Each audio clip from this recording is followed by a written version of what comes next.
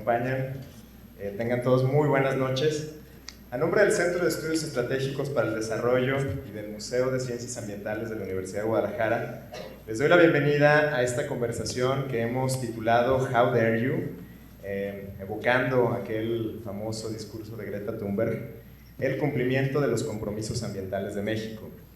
Este foro es parte del programa de FIL Pensamiento y pues me congratulo en recibir en esta ocasión a un distinguido grupo de panelistas.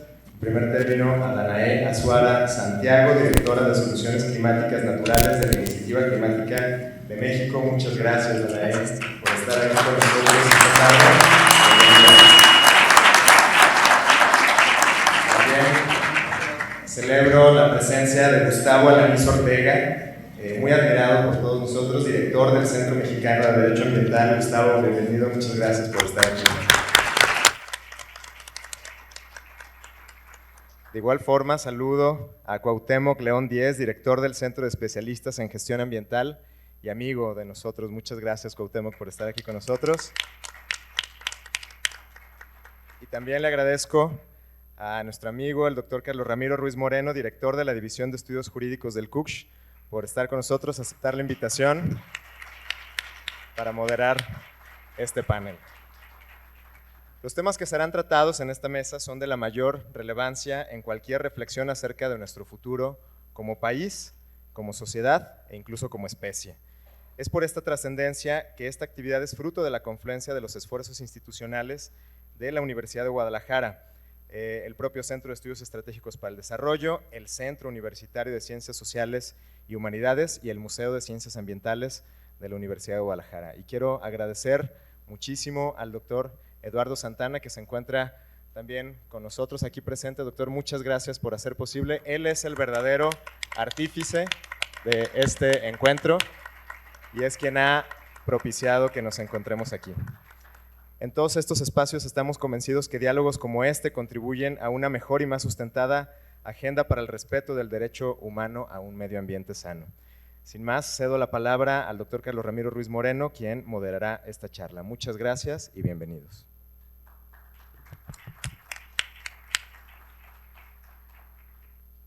Muchas gracias. Muy buenas noches. En Francia, se obliga al gobierno a cumplir con sus compromisos ambientales sobre el calentamiento global. En Chile, gana un plebiscito para que se establezca una asamblea constitucional apartidista. En Australia, un juzgado declara que el gobierno debe asegurar el futuro de los niños de ese país trabajando para detener el cambio climático. Y en Guyana, los ciudadanos demandan al gobierno para detener perforaciones de pozos de petróleo marinas por su impacto en el cambio climático. Estas demandas a nivel global cambian el panorama nacional para el cumplimiento de los acuerdos de París.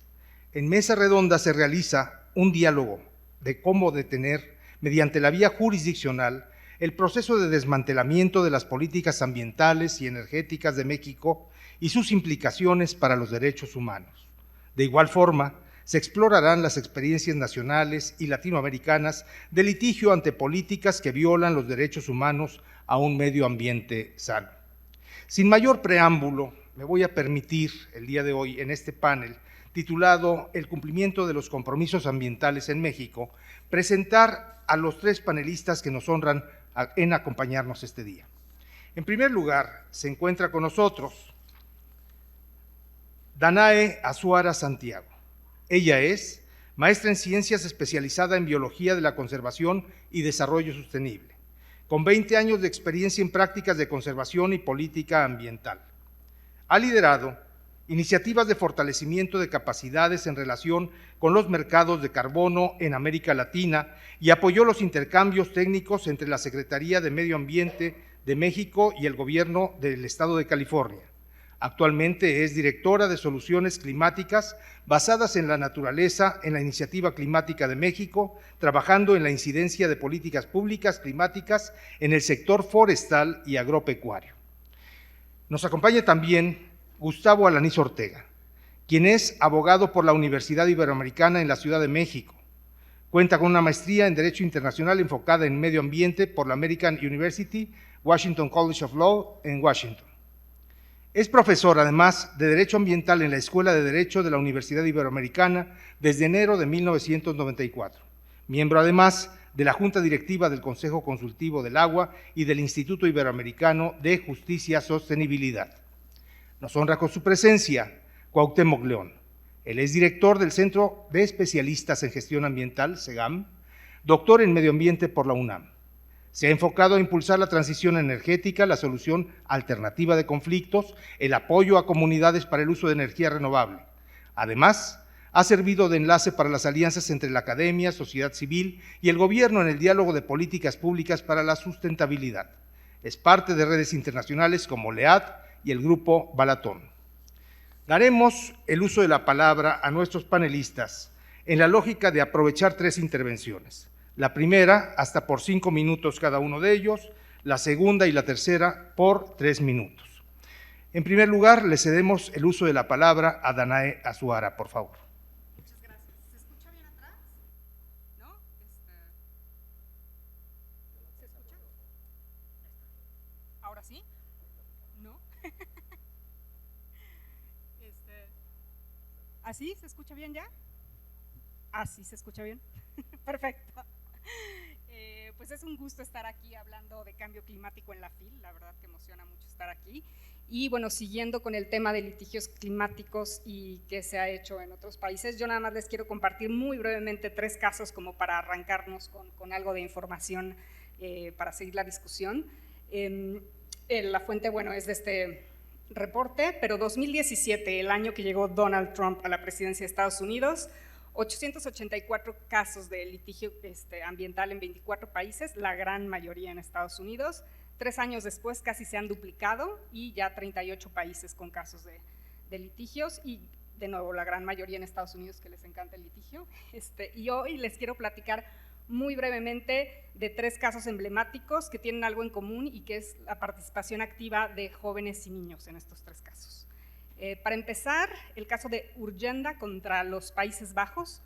Urgenda es una organización, su nombre viene de Agenda Urgente para el Cambio Climático, y en los Países Bajos en el 2012 la meta de mitigación del país para el 2020, para el año pasado, era reducir 17% sus emisiones de gases de efecto invernadero.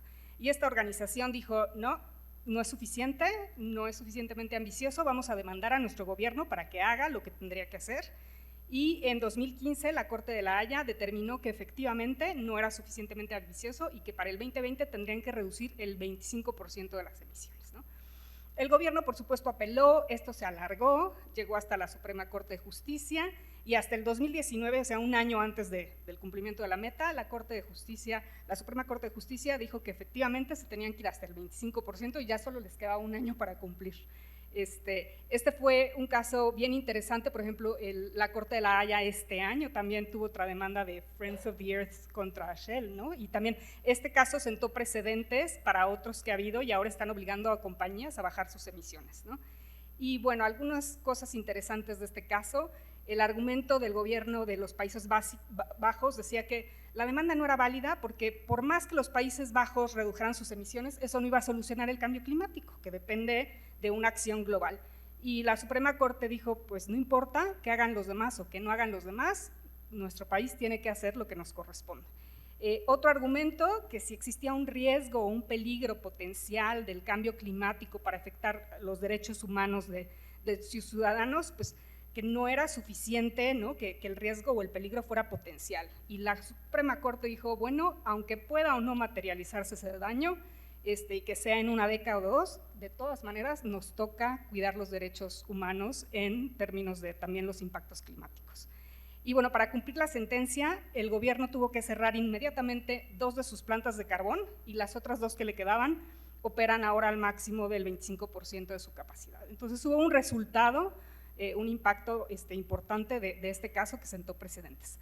Otro caso rapidísimo, un grupo de jóvenes en Colombia decidió demandar también a su gobierno porque la deforestación del Amazonas colombiano se estaba acelerando mucho y eso afectaba vulneraba sus derechos a gozar de un medio ambiente sano. El Tribunal Superior del Distrito Judicial de Bogotá inicialmente lo rechazó, se impugnó, llegó hasta la Suprema Corte de Justicia y falló a favor de los jóvenes y pues entonces ahora tienen que ponerse a frenar la deforestación en el Amazonas. Muy interesante, gracias a este caso para Colombia, la Amazonía colombiana es sujeta de derechos, las generaciones futuras son sujetas de derechos y el deterioro del medio ambiente está relacionado a derechos fundamentales. Rapidísimo, Juliana versus Estados Unidos. Este fue un caso emblemático que no prosperó, pero generó muchísima atención en Estados Unidos, eso fue lo importante, un grupo de jóvenes pidiéndole a ese país que ya le baje a los combustibles fósiles y a subsidiarlos, ¿no? Y bueno, no prosperó, pero lo importante fue que generó muchísima atención justo porque eran un montón de jóvenes, y prometo hablar menos después. En México me dirán, ¿y qué está pasando? Enterémonos. Un grupo de jóvenes de Baja California tiene ahorita un caso abierto desde el 2015 para obligar al gobierno de México a cumplir con la Ley General de Cambio Climático, y este año Jóvenes por Nuestro Futuro obtuvo una suspensión definitiva para las enmiendas a la Ley de la Industria Eléctrica. Entonces, ahí les dejo algunas ideas y le dejo el tiempo a mis colegas. Gracias. Muchas gracias, Danae Azuara. A continuación, le rogamos a Gustavo Alanís Ortega se sirva a hacer uso de la palabra hasta por 5 minutos. Muchas gracias. ¿Me escuchan bien ahí? ¿Se escucha? Ahí está. ¿Ahí me logran escuchar bien? Sí, gracias. Bueno, pues buenas tardes a todos. Es un gran gusto, es un placer enorme estar en la FIL, invitado por la Universidad de Guadalajara. Felicitaciones a los organizadores y gracias por la oportunidad. Hay que recordar en el contexto de lo que estamos hablando que México es el país emisor número 13 en el mundo de emisiones de gases de efecto invernadero. En consecuencia, como decía Danae, no importa si emites mucho o emites poquito, ¿no? El chiste es que emites y en consecuencia tienes que actuar. Y eso es algo que México se está rehusando y ahorita vamos a ver por qué. ¿Qué está pasando en el contexto nacional? Pues la primera cosa que encontramos es que no es una prioridad. Es decir, al presidente de la República el cambio climático le da exactamente lo mismo. Y en consecuencia no es un tema prioritario, no está en la agenda y en consecuencia se relega a un segundo, tercero, cuarto o quinto plano. Es decir, ¿qué quiero decir con esto? Que no hay al más alto nivel del titular del Ejecutivo Federal la voluntad política para poder atender un tema que ya nos dijo el panel intergubernamental de cambio climático de la ONU y el propio secretario general Guterres en la reciente COP en Glasgow, que estamos ante una emergencia climática. No obstante eso y mucha otra evidencia, en México el tema no pinta en la agenda del gobierno federal. Ahora eso ustedes podrían decir, bueno, pues este cuate está echando un rollo y nos viene a decir algo que no tiene sustento, ¿no? ¿En qué baso lo que acabo de afirmar? Primero, ustedes lo han visto, estamos construyendo una refinería en Dos Bocas, Paraíso, Tabasco, y eso pues obviamente va en contra de la transición energética, que lo que busca es justamente deshacerse de este tipo de infraestructura y promover la transición energética. Segundo, la Comisión Federal de Electricidad, la CFE, está promoviendo las carboeléctricas, obviamente pues eso implica el uso de carbón y en consecuencia la generación de emisiones de gases de efecto invernadero, calentamiento, cambio climático. Tercero, la polémica reforma energética del presidente López Obrador, que dice, entre otras cosas, pues que los combustibles fósiles son la prioridad, entre otros el combustible, y los renovables pasan otra vez al final de la cola. ¿Qué otros ejemplos podemos dar? Los acuerdos de confiabilidad de SENACE y de CENER, que también lo que hacen es, por decir que son intermitentes, entre otras razones, dicen esto no es viable y en consecuencia mandamos a los renovables a la cola. Entonces, hay ahí ejemplos, ¿no? Que nos señalan que en efecto no es un tema prioritario. ¿Qué más encontramos en estos casos? Está el tema de la NDC, que son las contribuciones nacionales determinadas de México frente al Acuerdo de París, que se establecieron en el 2015. En su momento, ya una organización internacional, el Climate Action Tracker, dijo que eran insuficientes. En 2020 México no elevó su ambición climática, que de acuerdo con el Acuerdo de París lo tienes que hacer, y mantuvo las mismas NDCs. Y en consecuencia lo que dijo el Climate Action Tracker es que ahora esa ambición climática de México es altamente insuficiente. Es decir, pasamos de insuficiente a ser altamente insuficiente. ¿Qué más tenemos por aquí? Bueno, pues en abril pasado, a la cumbre de cambio climático que convocó el presidente Biden, penosamente el presidente de México fue al evento virtualmente y habló de Sembrando Vida, habló de hidroeléctricas y dijo que íbamos a seguir produciendo petróleo en México, cuando en realidad debió de haber dicho cada vez vamos a ir menos y cada vez vamos más hacia el tema de los renovables. Otro ejemplo que podemos poner aquí tiene que ver con las contradicciones que ha establecido el gobierno federal, por ejemplo, en las negociaciones climáticas de Glasgow. Un minuto. Por un lado, allá los negociadores que hicieron además un buen trabajo, porque son los técnicos, no son los políticos, empujaron por los temas de género, de derechos humanos, de comunidades indígenas. Y por el otro lado, el presidente López Obrador aquí en México dice que esos temas son un invento del neoliberalismo y que se hicieron o que se inventaron para atracar, para robar, ¿no? Entonces hay una contradicción muy fuerte en el discurso. Y otro elemento también que puedo poner sobre la mesa es que con qué credenciales se presenta México en el contexto global, por ejemplo, del G20 en Roma, unos días antes de la COP, a decir que nos den los 100,000 millones de dólares que nos deben los países ricos, cuando aquí estamos proveyendo refinerías, carboeléctricas, combustorio, etc. ¿A dónde va a ir a dar ese dinero? ¿A la CFE, a la CNE, para que promuevan lo que están haciendo justamente en contra de todo esto que tiene que ver con la transición energética? Entonces, lo dejamos aquí como una primera entrada. Muchas gracias. Muchas gracias a Gustavo Alanís. Creo que es muy importante mencionar que tanto Danae como Gustavo vienen llegando precisamente de la COP26 y nos honran ahora con su presencia. A continuación le voy a rogar también se sirva hacer uso de la palabra hasta por 5 minutos a Cuauhtémoc León Díez, por favor. Sí, muchas gracias. Cuando uno viene a la FIL, se inyecta de mucha creatividad y eso es como una advertencia a dos cosas. Primero, que voy a hacer una especie de confeti tipo café express intravenoso y no sé si funcione, y segundo, que como es café express intravenoso tipo confeti, pues tampoco sé si quede claro, ¿no? Entonces les pido disculpas. Quiero intentar 3 cosas a lo largo de las rondas. Una es intentarlos convencer de la paradoja de nuestras fallas, en términos de la importancia del tema y de la, digamos, desacople entre el impacto y la importancia del tema de cambio climático, la importancia a nuestras vidas, a nuestra vida cotidiana, y nuestra falla de no haber podido comunicar. Entonces ese es un pedacito, a ver si me da tiempo.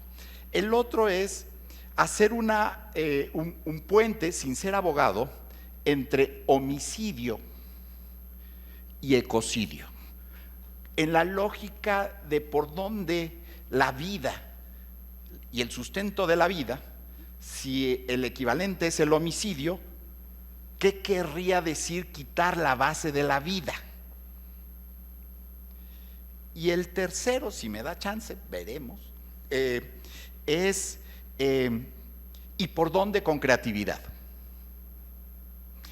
Para el primer punto me voy a robar la entrada de un libro que presentaron ayer, que se llama Después del Apocalipsis, de un excelente filósofo que lo presentó ayer. Pero bueno, la entrada dice así, a propósito de la falla, no pierdan de vista que esto es la falla. En un teatro se declaró un incendio en los bastidores. Salió el payaso a dar la noticia al público, pero el público, creyendo que se trataba de un chiste, aplaudió. Repitió el payaso la noticia y el público aplaudió más aún. Así pienso que perecerá el mundo bajo el júbilo general de cabezas alegres que creerán que se trata de un chiste. Hemos fallado en cómo lo decimos. La contraparte de esta cita, que es de Kierkegaard, es la paradoja de Casandra. Casandra era una diosa griega que le dieron el don para ver el futuro. Pero en la historia, que no me da tiempo de contarles, que es muy interesante y sexy, le quitaron la probabilidad de advertirle a la humanidad, castigándola con el hecho de que nadie le iba a creer. Podía ver el futuro, podía decirlo, podría advertir, pero la paradoja es que nadie le iba a creer. Y así estamos un poco atrapados. La importancia del tema no le hemos podido transferir, ni en la academia, ni en las ONGs, ni en nadie.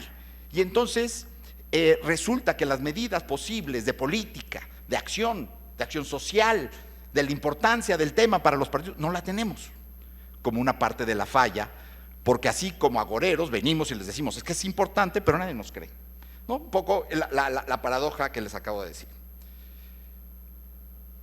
Dicho eso, y sabiendo que me queda un minuto, voy a decirles 2 o 3 palabras y definiciones, a ver si empiezo así como a agarrar el sabor, primero de la paradoja que les dije, y segundo de la idea de homicidio-ecocidio. Es decir, podríamos pensar en una acción colectiva y una acción jurídica, una acción civil, una acción de la sociedad para que se vuelva un crimen, quitar la base de la vida. El homicidio, dice nuestro Código Penal, recuerden, perdón, no soy abogado, entonces no vayan a salir con que lo dije mal. El homicidio es un delito, para nadie le queda duda en eso. Tú matas a alguien, te vas al bote, ¿no? El delito del homicidio consiste en la acción de matar a otra persona. Hay homicidio doloso, que no me da tiempo, y hay homicidio imprudente, y hay otros homicidios, pero en todos, el que lo comete se va al bote. El salto sería genocidio. ¿Sí? Voy a cerrar diciéndoles que acabamos de cumplir 72 años de los juicios de Nuremberg, donde se acuñó en 1948 en la ley, digamos, internacional, la idea de genocidio, que es mato a un montón de gente. No voy a entrar en los detalles jurídicos porque luego Carlos me vaya a decir, dijiste una bola de pavadas, pero matar a gente, quitarle la base de la vida, no hablo de los tucanes ni de los cocodrilos, quitar la base de la vida, que es la fuente, no nos debería llevar al ecocidio, y por lo tanto aquel que atente explícita con dolo o imprudencialmente nos podría permitir también convertirlo en crimen y también castigo. Gracias. Muchas gracias, Cuauhtémoc. Seguimos en esta lógica de construir las ideas de este panel a partir, en la primera vuelta, las omisiones, en la segunda vuelta, las implicaciones, y en la tercera vuelta busquemos las coincidencias de nuestros panelistas. Siendo así, cedemos ahora el uso de la palabra hasta por 3 minutos a Dayan Azuara, por favor. Complicado seguir a Cuauhtémoc, pero me dejaste pensando en 1000 cosas, Cuauhtémoc, mil gracias, y siempre que hablo con Cuauhtémoc es así. Y sí, en este asunto, o sea, ya se me antojó hacer una organización de cambio climático que se llame Casandra, porque tiene toda la razón en que no hemos sabido comunicar, y ahí estamos, y pues no, o sea, ¿cuál iniciativa climática mejor que Casandra? A ver si así pega más. Y bueno, sobre este tema del ecocidio, yo estaba reflexionando un poco del actuar desde la sociedad civil ambientalista y de cómo aportamos a que se demande al gobierno, ¿no? Que quien, ¿no? Por imprudente o bien a sabiendas de lo que está sucediendo y lo que va a pasar, decide no actuar. por acción o por omisión. Muchas gracias, Gustavo. Y bueno, hay organizaciones como SEMDA aquí en Gustavo, que bueno, la parte del litigio está muy al corazón y al centro de esas organizaciones. Habemos otras organizaciones ambientalistas que igual y no tenemos tantos abogados. Yo tampoco soy abogada, me declaro bióloga, pero hay muchas maneras en que aportamos desde la sociedad civil.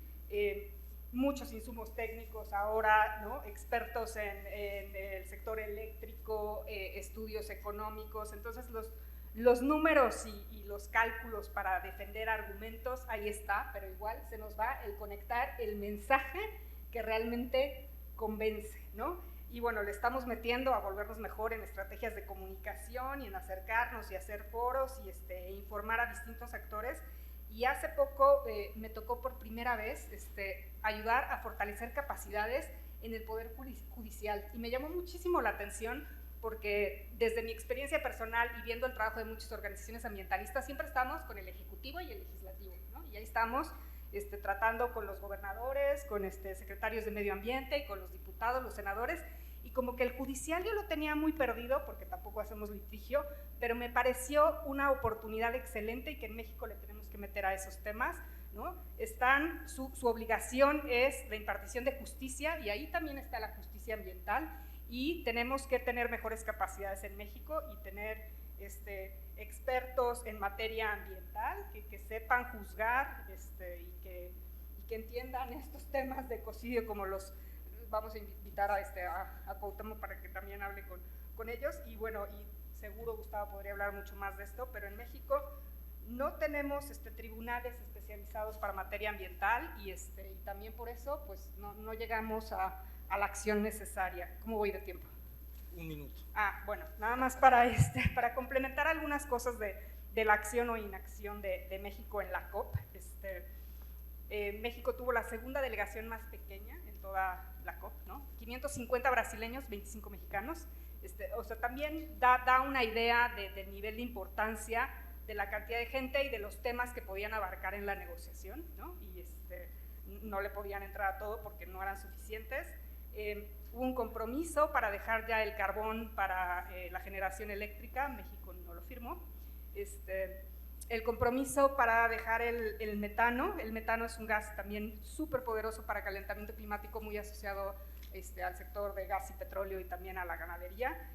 Muchos firmaron para comprometerse para el 2030 bajarle al 30% del metano. México lo firmó, pero México tiene una regulación muy buena para metano desde el 2018 y con el pretexto de la pandemia, la CEA, la Agencia de Seguridad Ambiental, dijo no, todavía no, por proteger a Pemex, y entonces seguimos emitiendo metano, aunque tenemos ya la regulación para bajarle y cumplir con esas metas, pues está esperando a ver cuándo mejora la situación para que Pemex tenga que bajarle al metano. Entonces, muchas gracias, Danae. A continuación le rogamos también su intervención a Gustavo Alanís, hasta por 3 minutos. Gracias, estoy tomando unas notas para la conclusión, justamente.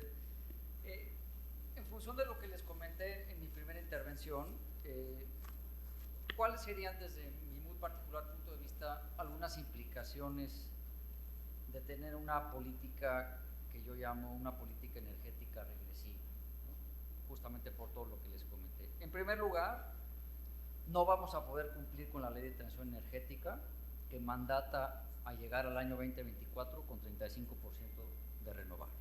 Con esa política que les comenté y las acciones que se están dando por parte del gobierno federal, no va a ser posible cumplir con esa ley. En segundo lugar, y muy relacionado con lo que se comentaba anteriormente por los dos ponentes, pues van a seguir las afectaciones al medio ambiente y a la salud de las personas. En consecuencia, y en virtud de eso, ¿qué podemos hacer desde el punto de vista legal para evitar que eso siga sucediendo?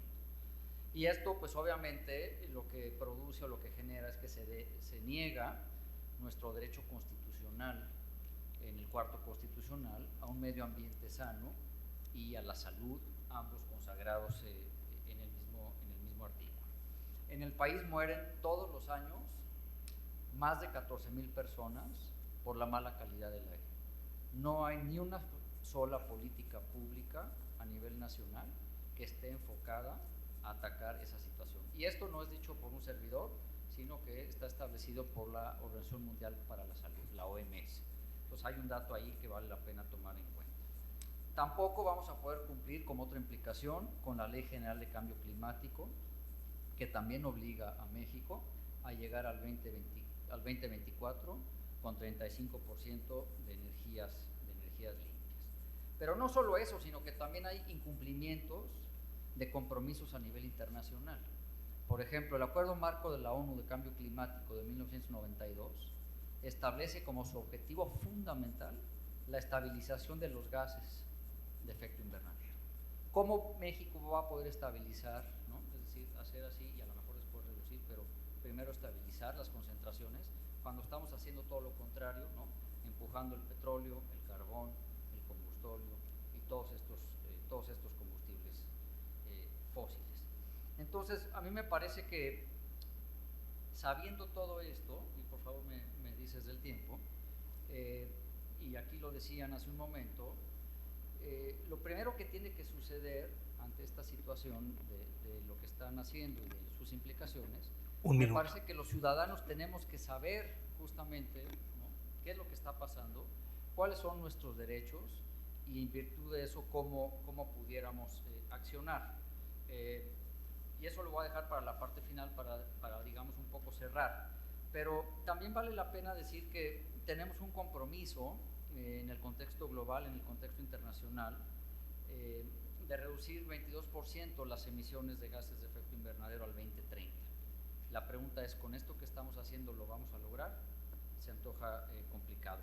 Pero además, si seguimos con esa política regresiva en materia energética, lo que México va a hacer conjuntamente con otros países es que va a contribuir a que haya mayor elevación de los niveles de los mares, habrán inundaciones más fuertes, más severas, los incendios forestales irán seguramente a la alza y las tormentas que hemos visto en muchas partes del mundo seguramente serán más fuertes. Así es que cerraría esta parte de la intervención diciendo que pues también es importante que podamos evitar como país el hacer lo que yo llamo un ridículo, ¿no?, en eventos internacionales, como fue la reciente COP, porque fue claro el desconocimiento de los temas por parte de las más altas autoridades ambientales de nuestro país, y entonces en lugar de hablar de los temas de cambio climático como tal, fueron a hablar de Sembrando Vida, fueron a hablar del glisofato,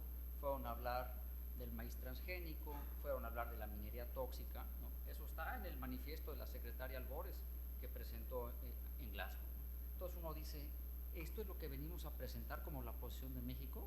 Me parece que es un ridículo espantoso a nivel internacional y nos deja muy mal parados en cuanto al liderazgo que tuvo en su momento México a nivel internacional en materia de cambio climático. Muchas gracias, Gustavo Alanís. Le cedemos el uso de la palabra hasta por 3 minutos a Cuauhtémoc León. Bueno, el segundo Café Express. Fíjate, Gustavo, que usaste la palabra ridículo, ¿no?, y coherencia en el sentido de lo que fue a decir México o está haciendo, y que a cuentas yo diría, pues que hagan el ridículo, que hagamos el ridículo como país. Es lo de menos, o sea, lo sustantivo del no compromiso nos lleva a las consecuencias que eso puede provocar. En este mismo sentido argumentativo de homicidio, ecocidio, de no cumplir nuestros compromisos, si los funcionarios tuvieran en la mesa el hecho de que sea un crimen, les temblaría la mano, Sigo con el argumento. Tanto el homicidio como el asesinato son delitos contra la vida humana que se producen cuando una persona mata a otra. Si lo que yo propicio es y pone en riesgo su derecho a la vida, si la diferencia entre homicidio imprudencial, no sé qué, y asesinato es con plena conciencia, la cantidad de años es sustantivamente distinta. Les leo la definición de ¿Dónde la tengo? Acá. La definición de ecocidio que está en una campaña internacional a la cual hay que sumarnos.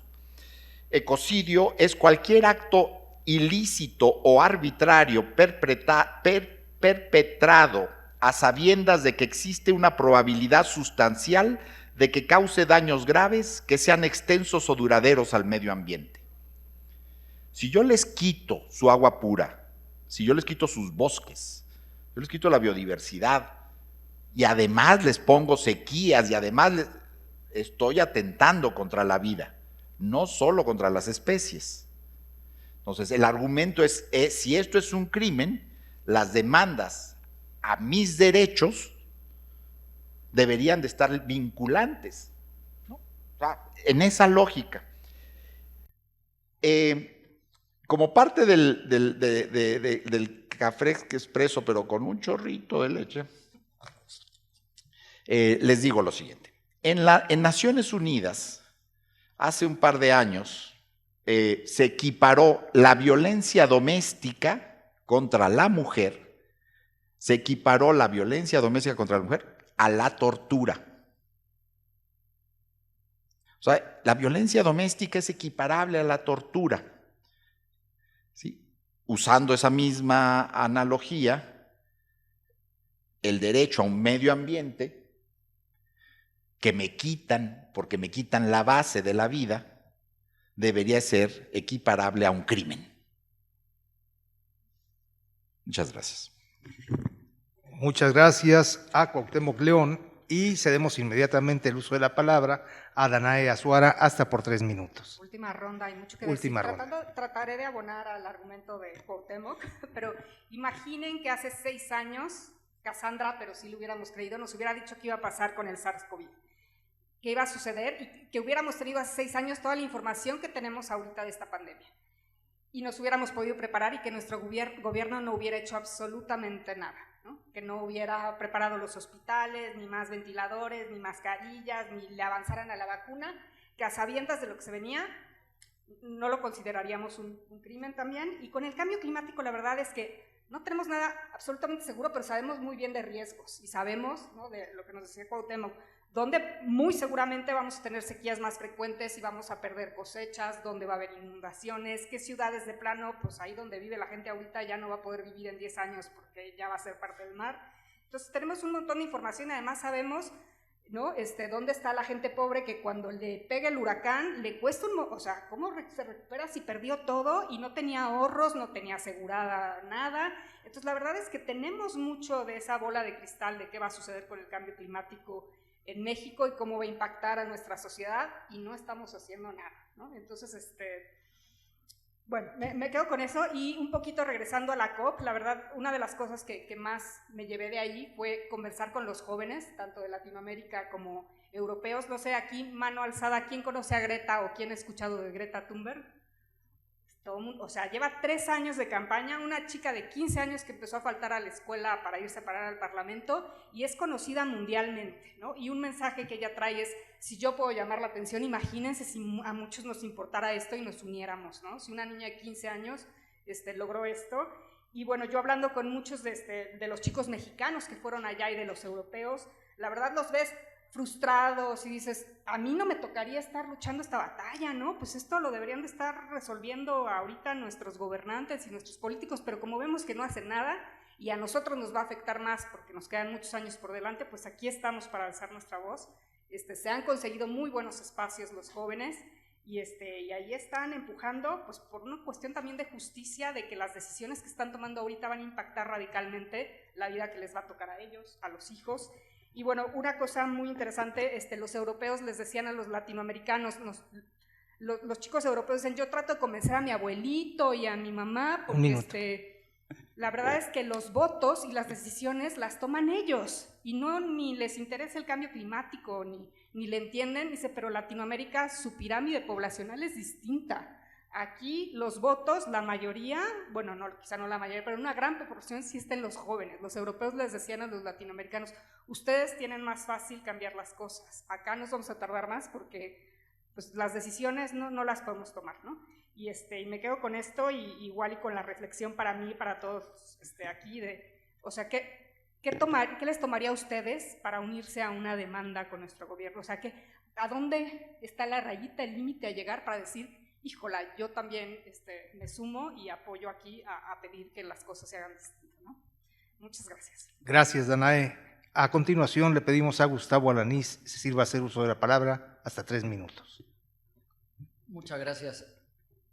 Iniciaba yo en mi intervención anterior a platicar sobre qué podrían hacer los ciudadanos para efectos de involucrarse y obligar a las autoridades a cumplir con sus obligaciones en materia de cambio climático. Entonces, una muy light, con la que a veces se puede iniciar, es acudir ante la Procuraduría Federal de Protección al Ambiente, ¿no? La Profepa.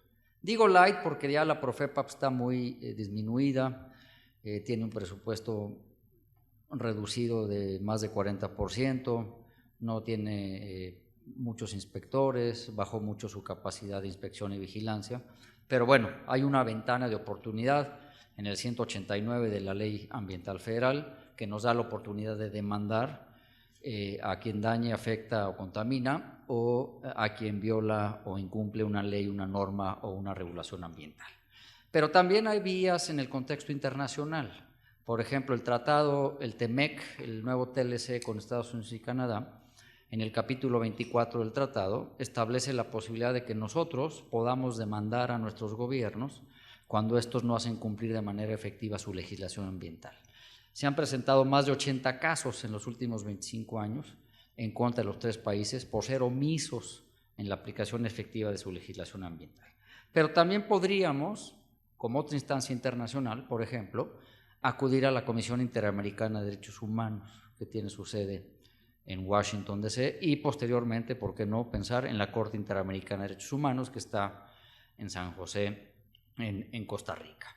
Pero también si volvemos al tema nacional, pues bueno, podríamos a lo mejor interponer un amparo, ¿no?, porque se me está violando mi derecho constitucional a un medio ambiente sano, mi derecho a la salud. Pero también podríamos, como otra posibilidad, ir a la función pública, Un minuto. ¿no?, para poder obligar a los servidores públicos a que hagan su trabajo conforme a lo que tienen mandatado, que muchas veces no lo hacen. Y no solo eso, sino que además no hay lo que los americanos llaman el accountability, ¿no? No hay una rendición de cuentas y ante la falta de acción, ante las omisiones que hay, se van por la libre, dejan el cargo y como si nada hubiera sucedido. Entonces me parece que doy estas como ejemplos simples de por dónde tenemos que ir. ¿Y por qué el litigio? Bueno, pues porque justamente no están pasando las cosas que decías al principio, Danae, ¿no? Es decir, la ambición climática es tan pobre, no es suficiente, que tenemos que demandarlos legalmente para que suban el estándar y en consecuencia su ambición climática sea más alta. Pero también lo tenemos que hacer porque existe un principio en el derecho internacional que es el principio de las responsabilidades comunes pero diferenciadas. ¿Y eso qué quiere decir? Pues que a todos nos toca, unos más, otros menos. Somos el país, como dije al principio, número 13 en el mundo en emisión de gases de efecto invernadero. En consecuencia, en función de ese porcentaje que emitimos, tenemos que actuar. No podemos hacer lo que decían, no, pues es que otros países no hacen. No, aquí emites el 1.6 o el 1.8 de las emisiones totales globales, en función de eso tienes que actuar en consecuencia. Gracias. Muchas gracias, Gustavo Alanís. A continuación, a Cuauhtémoc León le rogamos que sirva a hacer uso de la palabra en esta recta final para cerrar este panel. Yo me voy a tomar 10 minutos.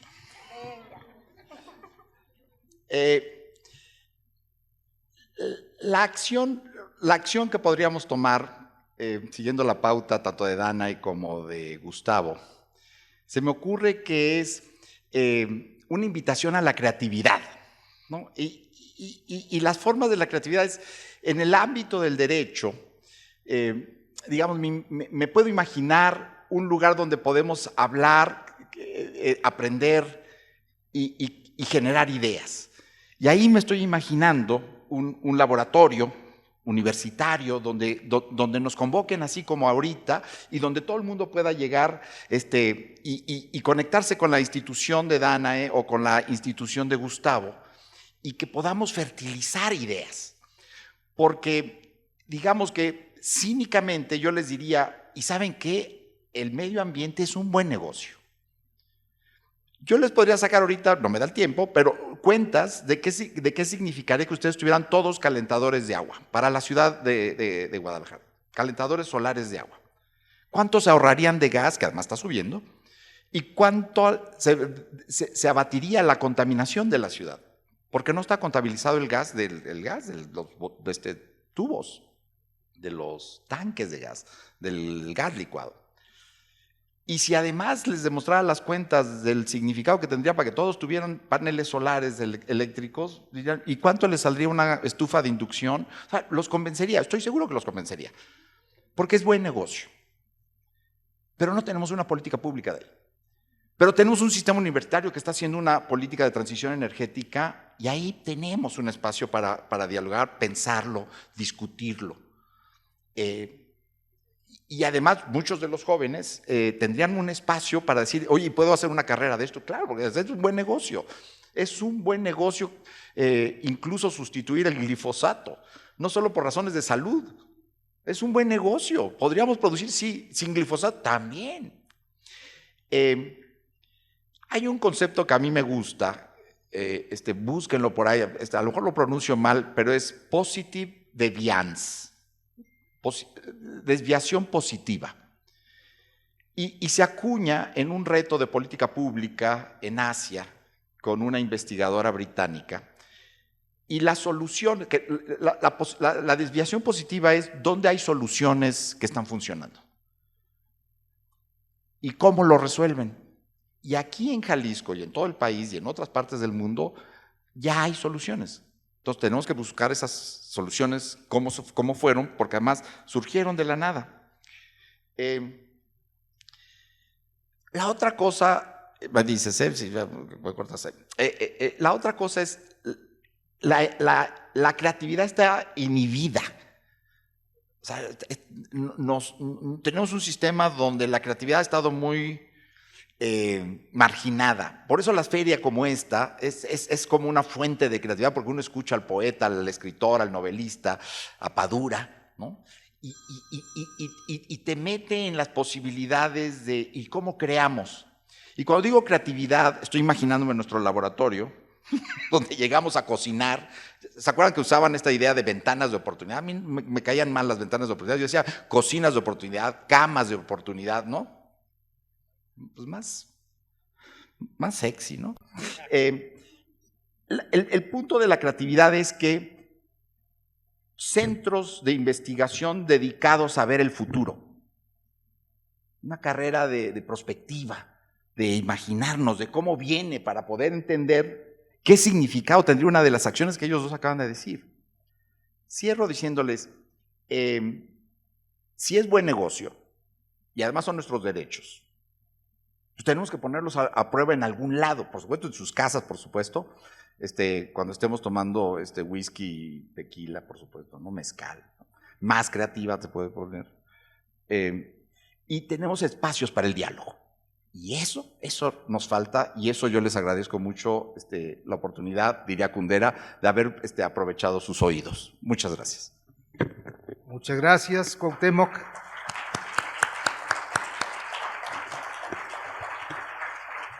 Con la dictadura del tiempo nos vemos obligados a cerrar nuestro panel, el cumplimiento de los compromisos en México, diciendo que México, a partir del ridículo del no compromiso, presentado oficialmente respecto del cambio climático en la COP26, nos obliga a proponer en esta mesa tipificar el ecocidio como delito, establecerle pena en consecuencia, generar esquemas de formación profesional dirigidos al activismo y litigio para la defensa del derecho al medio ambiente sano, construir esquemas de argumentación sanos, formar tribunales especializados y finalmente seguir estudiando las violaciones a los derechos humanos en materia de derecho al medio ambiente sano, de derecho a la salud, las leyes reglamentarias consecuentes y los tratados internacionales que se celebran y siguen celebrando en la materia. Señores, muchas gracias. Muy agradecido a nuestros panelistas. Enhorabuena y un aplauso para ellos, por favor.